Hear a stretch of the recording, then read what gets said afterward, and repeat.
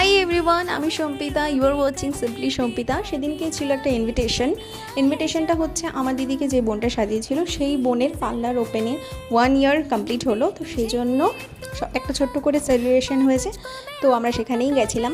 আমার বোনের বান্ধবী হয়, তাই আমি ওকে তুই তুই করেই বলছি। তো ওকে প্রচুর ব্লেসিং, প্রচুর উইশ দিও তোমরা, ও যেন আরও ভালো কাজ করতে পারে, সবার স্পেশাল দিনটাকে আরও স্পেশাল করে তুলতে পারে, আরও সত্যিই নিখুঁত কাজ করে। আমি যখন আমার দিদির বিয়ের ভিডিওগুলো দেবো সাজের, তো তখন তোমরা দেখতে পাবে ও ভীষণ ভালো কাজ করে। তারপরে আমি আর আমার বোন খেলাম একটু ঠান্ডা, একটু কাউতালিবাজি করছিলাম। ও আর আমি যেখানে থাকবো এগুলো চলতেই থাকে। দেন তারপরে আমরা ওকে বললাম তো একটু হাই করার, মিষ্টি এত লাগছে আজকে, দেখতে ভীষণ মিষ্টি লাগছে। তো সবাই হাই করে দিল। দেন তারপর ভেতরটা এত সুন্দর করে সাজিয়েছে দেখো, আর ঝাড়বাতিটা এত ভালো না, আমার তো ভীষণ পছন্দ হয়েছে।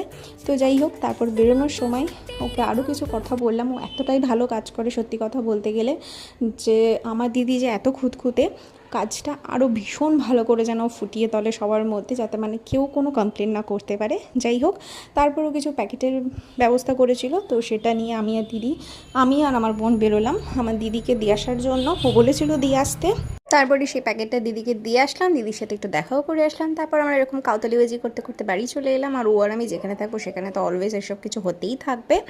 আর তোমরা যদি ওরা আমার ভিডিও দেখতে চাও, তা তোমরা ইনস্টাগ্রামটা গিয়ে চেক আউট করতে পারো। ভিডিওটা ভালো লাগলে লাইক করো, চ্যানেলটা সাবস্ক্রাইব করো। নতুন হলে দেখা হবে নেক্সট ভিডিওতে। সবাই খুব ভালো থেকো, টাটা।